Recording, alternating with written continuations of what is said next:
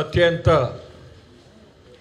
ప్రజా ప్రాముఖ్యత కలిగినటువంటి ఈ అంశం గురించి ఈరోజు విజయవాడలో ఈ సమావేశం ఏర్పాటు చేసినటువంటి పెద్దలు ఆల వెంకటేశ్వర్లు గారు, లక్ష్మణ్ రెడ్డి గారు, వేదిక మీద ఉన్నటువంటి పెద్దలు రామకృష్ణ గారు, శ్రీనివాసరావు గారు, లక్ష్మణరావు గారు, ఇంకా చాలామంది పెద్దలు ఉన్నారు. అట్లాగే ఈనాటి కార్యక్రమంలో పాల్గొన్నటువంటి ప్రముఖులు, పెద్దలు, సోదరులు, సోదరిమణులారా, మీడియా నుంచి మిత్రులారా, నాకు ముందు మాట్లాడినటువంటి పెద్దలు చాలా విషయాలు చెప్పారు. వారు చెప్పిన విషయాలని తిరిగి పునరుక్తి చేయాలని అనుకోవటంలా ఇంకా మాట్లాడవలసిన వారు కూడా చాలామంది పెద్దలు, ప్రత్యేకించి ఈ వైద్య ఆరోగ్య రంగానికి చెందిన చాలా సుదీర్ఘకాలంగా సేవ చేస్తూ ఉన్నటువంటి వారు కూడా వారు చక్కని సందేశాలు ఇవ్వాల్సిన అవసరం ఉంది. కాబట్టి నేను 5 నిమిషాల్లో 5 ముక్కలు చెప్పి నేను విరమించుతా.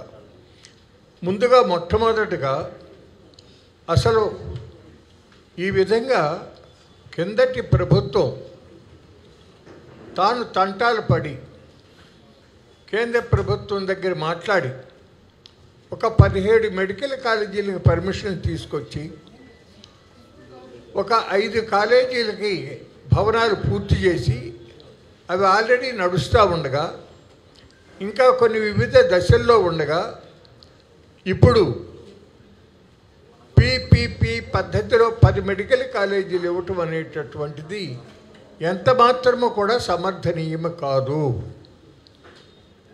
అందుకు వారు చెప్పేటటువంటి ప్రధానంగా ఆర్థిక వనరుల లోపం అనేటటువంటిది ఏమాత్రమో కూడా అంగీకరించాల్సినటువంటి విషయం కాదు. ఎందుకంటే ఈ ప్రభుత్వం చాలా శిబి చక్రవర్తిని మిగిలిపోతూ ఉంది. తనకి ఇష్టమైనటువంటి వారికి వందలు కాదు, 1000 కోట్ల రూపాయలు పందేరాలు చేస్తూ ఉన్నారు.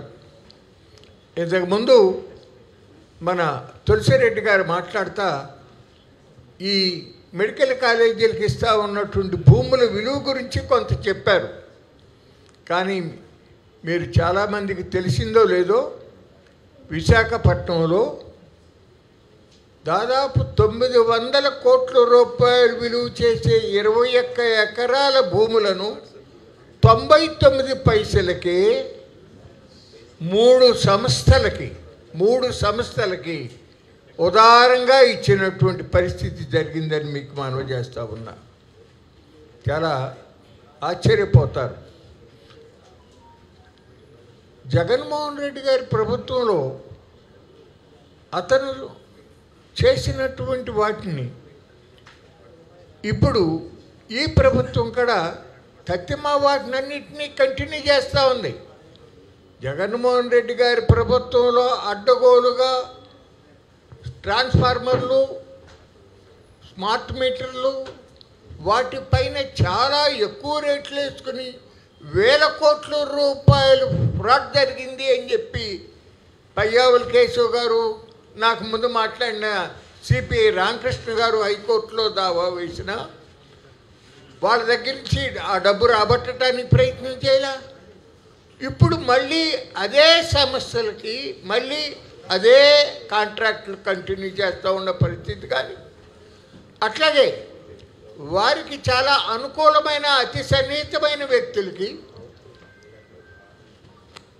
8,360 ఎకరాలు భూములు ఇవ్వటమే కాకుండా అంతకుముందు జగన్మోహన్ రెడ్డి ప్రభుత్వంలో 27,000 కోట్ల రూపాయల ఇన్సెంటివ్స్ ఇస్తే అవి చాలవేమోనని చెప్పి ఇంకా 14,000 కోట్ల రూపాయలు అదనంగా ఇన్సెంటివ్స్ ఇస్తూ ఉన్నటువంటి పరిస్థితి ఈ రోజున జరుగుతూ ఉంటే, ఇది ఎందుకు? ఇది ప్రజలందరికీ ఉపయోగపడేటటువంటి విషయంలోనేమో జగన్మోహన్ రెడ్డి చెప్పింది బ్యాడు. ఇప్పుడు మీరు ఇట్లా ప్రైవేట్ వాళ్ళకి అప్పచెప్తారా? మరి ఆ జగన్మోహన్ రెడ్డి గారేగా వాళ్ళు మీరు బ్రహ్మాండంగా లోకేష్ గారు మీరు చెప్పుకుంటూ ఉన్నారు గూగుల్ తెచ్చాం అబ్బో విశాఖపట్నం స్వరూపం మారిపోతుంది, అసలు ఎన్ని ఉద్యోగాలు వస్తాయి చెప్తానికి లేదని అంటున్నారు. 2023 మే 3వ తారీఖున అదాని 300 మెగావాట్ల డేటా సెంటర్కి శంకుస్థాపన చేసిన మాట కరెక్ట్ కాదా అని నేను అడుగుతా ఉన్నా. వాళ్ళు మీరు తెచ్చామంటారేంటి? అదానికి జగన్మోహన్ రెడ్డి ప్రభుత్వంలోనే MOU రాశారు, శంకుస్థాపన జరిగింది. ఆ అదానియే అక్కడ ఢిల్లీలో చక్రం తిప్పుతున్నాడు. ఇక్కడ రాష్ట్రంలో కూడా చంద్రబాబు నాయుడు గారికి ఆ అదాని అత్యంత సన్నిహితమైన మనిషి అవ్వబట్టి అతను గూగుల్తో మాట్లాడుకుని 1000 మెగావాట్లు తీసుకొచ్చి వాళ్ళ డేటా సెంటర్ పెడతామన్నారు. డేటా సెంటర్ అవసరమే, మంచిదే.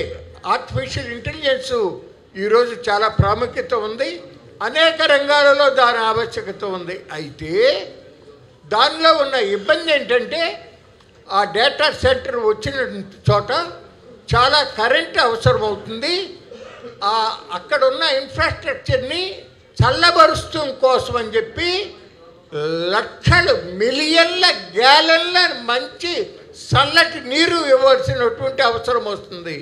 దానివల్లనే విశ్రాంత ప్రముఖ IAS ఆఫీసర్ ES శర్మ గారు కేంద్ర ప్రభుత్వానికి రాశాడు, విశాఖపట్నం నగరంలో ఉండే ప్రజలకు తాగునీటి ఇబ్బందులు వస్తాయేమో భవిష్యత్తులో అని చెప్పి.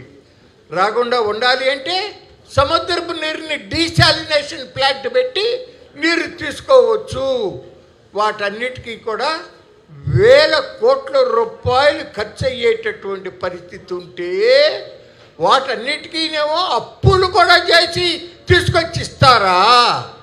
కానీ లక్షలాది మంది ప్రజలకి రాష్ట్రం మొత్తం మీద ఉపయోగపడేటటువంటి మెడికల్ కాలేజీలకి 5,000 కోట్లు తీసుకురాలేరా చంద్రబాబు నాయుడు గారు అని నేను అడుగుతా ఉన్నా. జగన్మోహన్ రెడ్డి చేయలేదు కట్టలేదు అంటావు. మీరేం చేశారు? ఆంధ్రప్రదేశ్ అసెంబ్లీలో బాబాసాహెబ్ అంబేద్కర్ గారి 125వ జయంతి సందర్భంగా 125 అడుగుల విగ్రహం పెట్టాలి అమరావతిలో శాఖమూరు దగ్గర 20 ఎకరాల్లో విగ్రహం పెట్టి అధ్యయన కేంద్రం పెట్టి కన్వెన్షన్ సెంటర్ కట్టాలని చెప్పి ఏకగ్రీవంగా తీర్మానం చేస్తే ఏం చేశారు చంద్రబాబు నాయుడు గారు? ఒక చిన్న గది కట్టి వదిలిపెట్టారు తప్ప అసెంబ్లీ తీర్మానం అమలు చేశారా అని నేను అడుగుతా ఉన్నా. లక్షలాది మంది సామాన్యమైనటువంటి ప్రజలు, సొంత ఇల్లు లేని వాళ్ళు బ్యాంకుల్లో అప్పు తీసుకుని టిక్కో ఇళ్ళకి డబ్బు కడితే వాటికి ఎంతమందికి వాళ్ళకి స్వాధీనం చేశారండి? ఇదివరకు 5 ఏళ్ళు పోయింది, మళ్ళీ వచ్చి 1.5 సంవత్సరం అవుతుంది కదా దాదాపుగా. పూర్తి చేసి వాళ్ళకి ఇచ్చేటటువంటి శ్రద్ధ లేదే. కిందసారి ఎంతసేపు కూడా జగన్మోహన్ రెడ్డి ప్రభుత్వంలో తప్పులు జరిగినాయి కాదని ఎవరు అనరు. వాళ్ళు చేసిన తప్పులే మీరు చేస్తున్నారు అని చెప్పి ప్రజలందరూ కూడా గమనించుతూనే ఉన్నారు అని చెప్పి ఈ సందర్భంగా తెలియజేస్తూ, ఎట్టి పరిస్థితుల్లోనూ కూడా ఈ 10 మెడికల్ కాలేజీలను ప్రైవేట్ వాళ్ళకి PP పద్ధతిలో ఇస్తాం అనేటటువంటి దాన్ని ఉపసంహరించుకుని తీరాల్సిందే అని చెప్పి ఈ సందర్భంగా చెప్తా ఉన్నాం. కిందసారి జగన్మోహన్ రెడ్డి గవర్నమెంట్లో కంక్లూజివ్ ల్యాండ్ టైటిలింగ్ యాక్ట్ అనేటటువంటిది తీసుకొచ్చి తన నెత్తిన తను ఎట్లా భస్మాసుర హస్తం పెట్టుకున్నాడో వారు చంద్రబాబు నాయుడు కూడా ఈ మెడికల్ కాలేజీల అంశం అదే అయిపోతూ ఉంది. ఖచ్చితంగా మార్చుకోవాలి. ఎంతసేపు తాను పట్టిన కుందేలకు 3 ఎకరాలని అనుకోవటం కరెక్ట్ కాదు. డబ్బులు లేవు అనేటటువంటిది పచ్చి అబద్ధం. TCS 12,000 కోట్ల రూపాయలు నికర లాభం వచ్చినటువంటి సంస్థ. ఇప్పటికే 20,000 మందికి ఉద్యోగాలు తీసేసిన సంస్థకి 900 కోట్ల రూపాయల స్థలం 99 పైసలకే ఇస్తారా? ఇది పద్ధత? బెజవాడలో ఇక్కడ లూలుకి 4 ఎకరాలు 15 సెంట్లు ఆర్టీసీ స్థలం ఆర్టీసీని అడగకుండానే ఇచ్చేసేస్తారా? అత్త సొమ్ము అల్లుడు దానం చేసినట్టు. నేను PV రమేష్ గారిని అభినందిస్తున్నా. న్యాయ పోరాటం కూడా చేస్తాను అని అన్నాడు ఆయన. అది చాలా అవసరం కూడా. ఇవాళ అనేకమైన ప్రజా సమస్యల విషయంలో ప్రజా పోరాటం చేస్తూ ఉన్నా న్యాయ పోరాటం కూడా చేయవలసిన అవసరం ఉంది. ఎందుకంటే రాజ్యాంగ విరుద్ధంగా, సుప్రీంకోర్టు తీర్పులకు విరుద్ధంగా ప్రజలకి ఏమాత్రమో లెక్క లేకుండా రైతులు కానీ, సామాన్య ప్రజలు కానీ, సామాన్యమైనటువంటి వర్తకులు కానీ వీళ్ళు ఎవరి యొక్క ప్రయోజనాలు కూడా పట్టించుకోకుండా కేవలం కార్పొరేట్లకే ఊడిగం చేస్తా మొత్తం మన ప్రజల సంపద, ప్రజల సొత్తుని వాళ్ళకి కట్టబెడతా ఉన్నటువంటి దాన్ని పోరాటం చేయాల్సిందే. ఆల్రెడీ ఇతరులు కూడా కొంతమంది చేస్తున్నారు. నేను ఆల్రెడీ బెజవాడ ఆర్టీసీ బస్ స్టేషన్ల స్థలం గురించి హైకోర్టులో పిల్లు వేశాం. రేపో మాపో అతి త్వరలో విశాఖపట్నంలో టీసీఎస్కి, కాగ్నిజెంట్ టెక్నాలజీస్ లిమిటెడ్కి, ఏఎన్ఎస్ఆర్ అనే సంస్థకి 99 పైసలు చొప్పున 50 ఎకరాలకు పైన విశాఖపట్నంలో కట్టబెట్టిన దానిపైన పోరాటం చేయబోతూ ఉన్నాము. తప్పనిసరిగా అవి కొట్టేస్తారు.